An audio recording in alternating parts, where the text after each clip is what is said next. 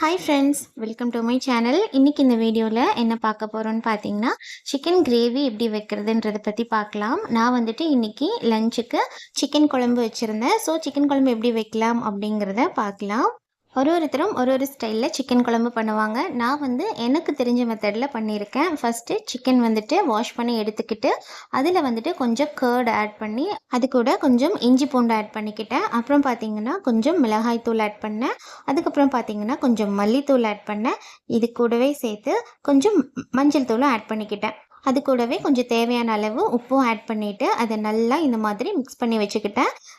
எல்லா மசாலாவும் நல்லா ஸ்ப்ரெட் ஆகிற மாதிரி இந்த மாதிரி மிக்ஸ் பண்ணி எடுத்து வச்சுக்கிட்டேன். இப்போது ஒரு கடாயில் வந்துட்டு கொஞ்சமாக ஆயில் ஊற்றிட்டு அதில் 2 பட்டை, 2 ஏலக்காய், 3 கிராம்பு, கொஞ்சம் சீரகம், சோம்பு இது ரெண்டுமே ஆட் பண்ணிக்கிட்டேன். கொஞ்சம் அது பொரிஞ்சு வந்ததுக்கப்புறமா 2 ஆனியன் வந்துட்டு நான் கட் பண்ணி வச்சுருந்தேன். பெரிய ஆனியன் 2 கட் பண்ணி வச்சுருந்ததை நான் அது கூட மிக்ஸ் பண்ணிக்கிட்டேன்.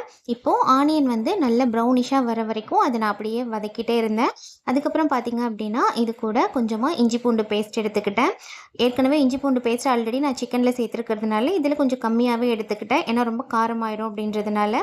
இப்போது இஞ்சி பூண்டு நல்ல பச்சை வாசனை போகிற வரைக்கும் நல்லா வதக்கிட்டு அதுக்கப்புறமா இது கூட 2 தக்காளி வந்துட்டு நான் குட்டி குட்டியாக கட் பண்ணி வச்சுருந்தேன். 2 தக்காளி எடுத்துக்கிட்டேன். அது கூட கொஞ்சமாக சால்ட் ஆட் பண்ணிக்கிட்டேன். ஏன்னா ஆல்ரெடி சிக்கனில் வேறு நான் சால்ட் ஆட் பண்ணியிருக்கிறதுனால இதில் கொஞ்சமாக எடுத்துக்கிட்டேன். இப்போது தக்காளி வந்துட்டு நல்லா வதங்கணும். நல்லா பேஸ்ட் மாதிரி கன்சிஸ்டன்சி வரணும். அப்போ தான் வந்துட்டு நமக்கு குழம்பு வந்து கொஞ்சம் திக்காக இருக்கிற மாதிரி இருக்கும். ஸோ இந்த மாதிரி பேஸ்ட் மாதிரி வரணும். அதுக்கப்புறமா இதில் கொஞ்சம் மிளகாத்தூள், கொஞ்சம் மல்லித்தூள், அதுக்கப்புறம் கொஞ்சம் கரம் மசாலா இது மட்டும்தான் ஆட் பண்ணியிருக்கேன்.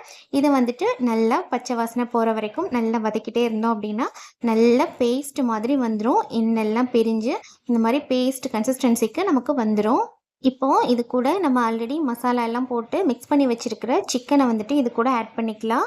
நான் வந்துட்டு 1/2 kg சிக்கன் வாங்கியிருந்தேன். ஸோ அதுக்காக 2 தக்காளி, 2 ஆனியன் அந்த மாதிரி கொஞ்சம் கம்மியான குவான்டிட்டி எடுத்திருந்தேன். நீங்கள் வந்துட்டு நிறைய சிக்கன் எடுக்கிறீங்க அப்படின்னா ஒரு 1 kg செய்கிறீங்க அப்படின்னா இது எல்லாமே அப்படியே நீங்கள் டபுள் ஆக்கிக்கணும். ஸோ இப்போ சிக்கன் வந்துட்டு நல்லா இந்தளவுக்கு கொஞ்சம் நல்லா எண்ணெயிலே வதங்கினதுக்கப்புறமா இதில் தண்ணி ஆட் பண்ணிக்கணும். கொஞ்சமாக தண்ணி ஆட் பண்ணிவிட்டு நல்லா மிக்ஸ் பண்ணி விட்டுடலாம். ஏன்னா சிக்கனில் ஆல்ரெடி தண்ணி இருக்கும். சிக்கன்லேருந்து நமக்கு தண்ணி பிரிஞ்சு வரும். இப்போ ஒரு மூடி போட்டு கொஞ்சம் ஒரு 10 நிமிஷம் அளவுக்கு நம்ம மூடி வச்சுட்டு வேக வச்சிடலாம்.